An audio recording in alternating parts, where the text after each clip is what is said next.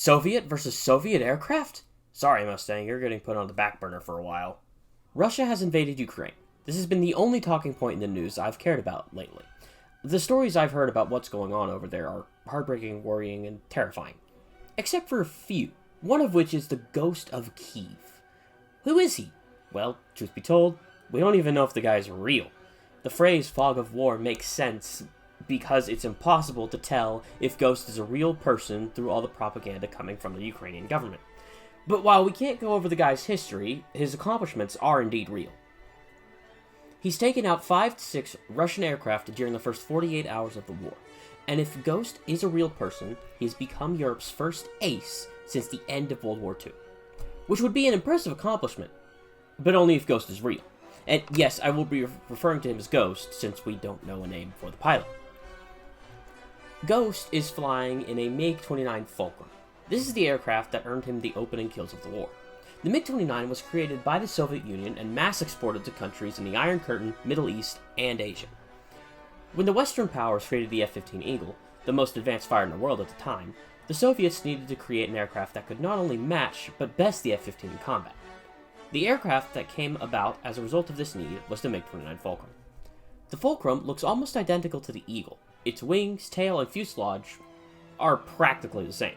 The only real way to tell the difference is the placement of the engines on the Fulcrum versus the Eagle. The MiG-29 has a small collection of weapons to use at any moment. Depending on the variant of the MiG-29, it either has an ammo pool of 150 rounds or 100 rounds. Depending on the variant of the MiG-29 you're looking at, it can carry 6 to 8 missiles under the wings.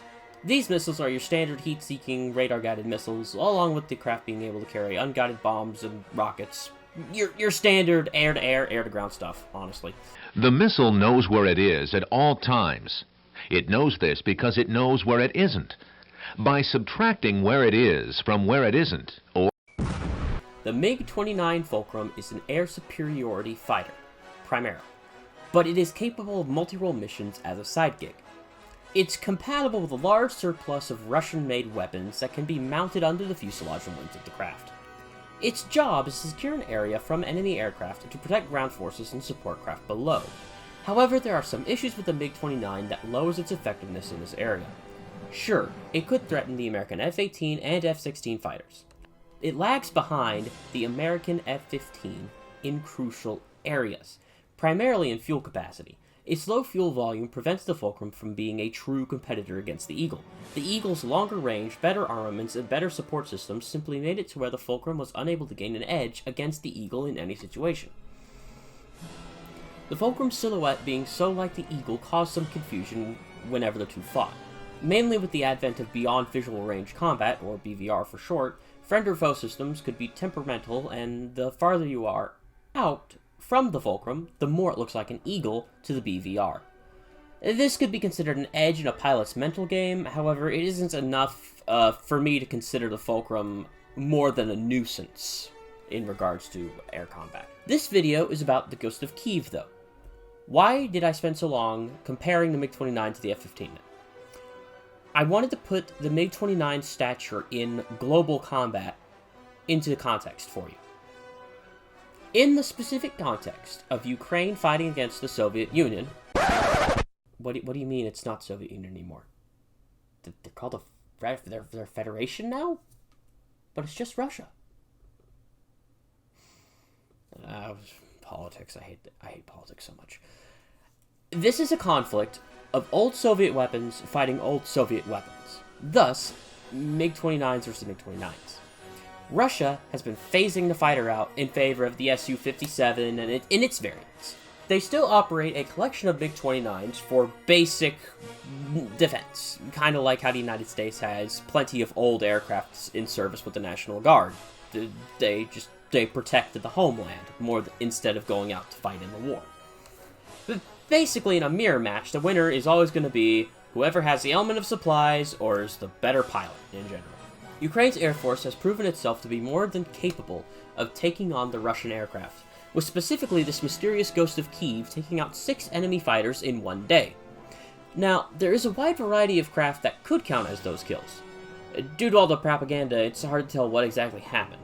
But what I do know is this. Despite the MiG-29 being middle of the road in the grand scheme of fighter aircraft, with mid-range capabilities and awful Russian weaponry at its disposal, it can still do the job it was built for back in the 70s. And Ukraine has mastered the craft's capabilities to a T. It's impressive to watch, honestly. If it's all real. Man, I hope it's real. We do not need a Phase 2 of the Soviet Union, boss. I was really praying the most recent patch would have prevented this possibility. Oh well. I'll see y'all in a few years after the world's flooded with nuclear fire. Hey everyone. This episode is slightly different for Ace than what I would normally make. I'm covering modern events, so there isn't really too much detail to go in about the conflict, because it's going on right now. It's happening in my actual lifetime, like, to my living memory. Like, it's like, I'm witnessing this happen over the internet. We live in a very weird time. I also wanted an excuse to bring up how weird it is that the F-15 and the MiG-29 look almost identical. Like, this is insane how close they look. I don't know how they did this, but I'm really hoping this never happens again. I hope this war does end soon. As of me recording this, Ukraine has pushed a lot further and might be on the verge of kicking the Russians out of their territory, which would be good. But war in the end is never good. Like, I know it's the bit of the channel and all of that, but it's just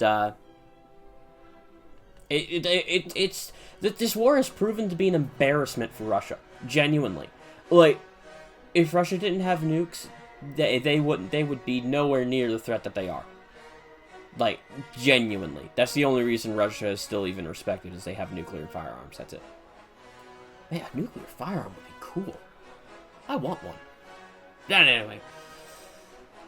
So, embarrassing Russia? Always good. We want to do that. Now, can we do that to China?